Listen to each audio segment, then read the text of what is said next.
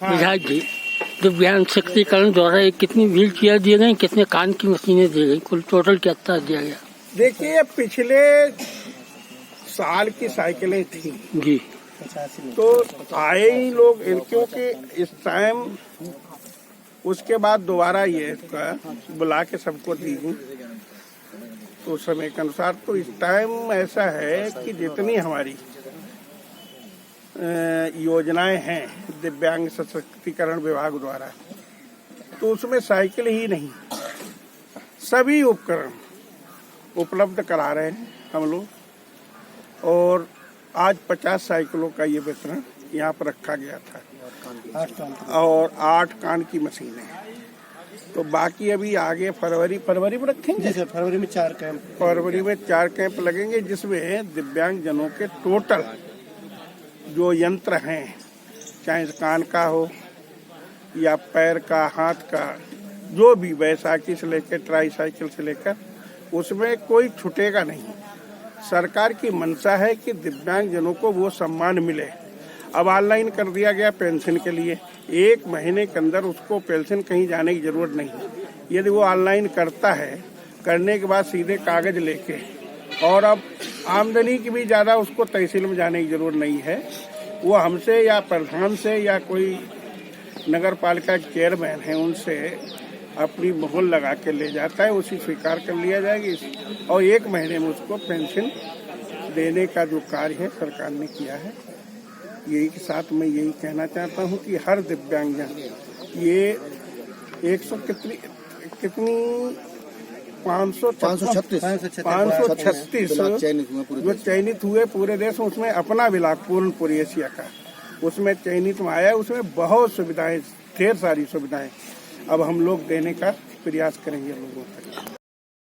ये सारी सरकारी कार्यक्रम है, चाहे रोजगार मेला हो, ये हो, आपके यहाँ सारे आयोजन क्यों किए जाते हैं?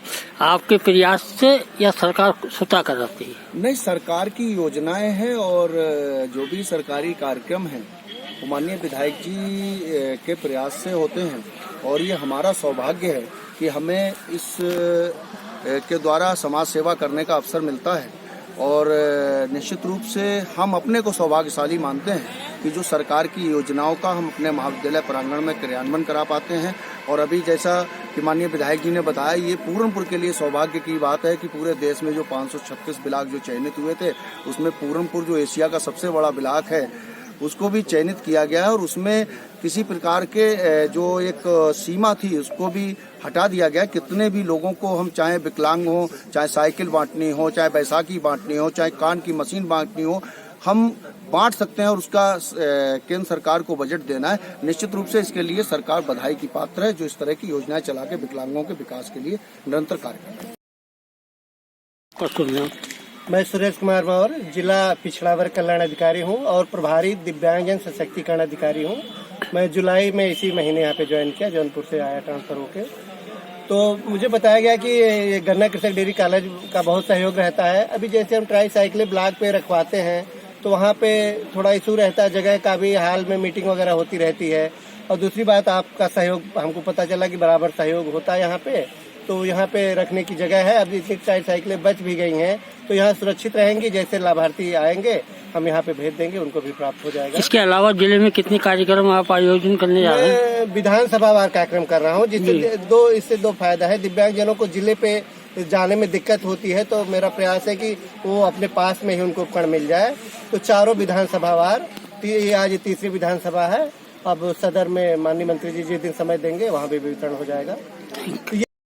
आ जाओ।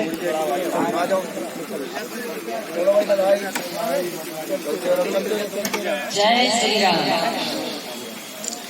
आया तू जग में जग बंदे, तू रोया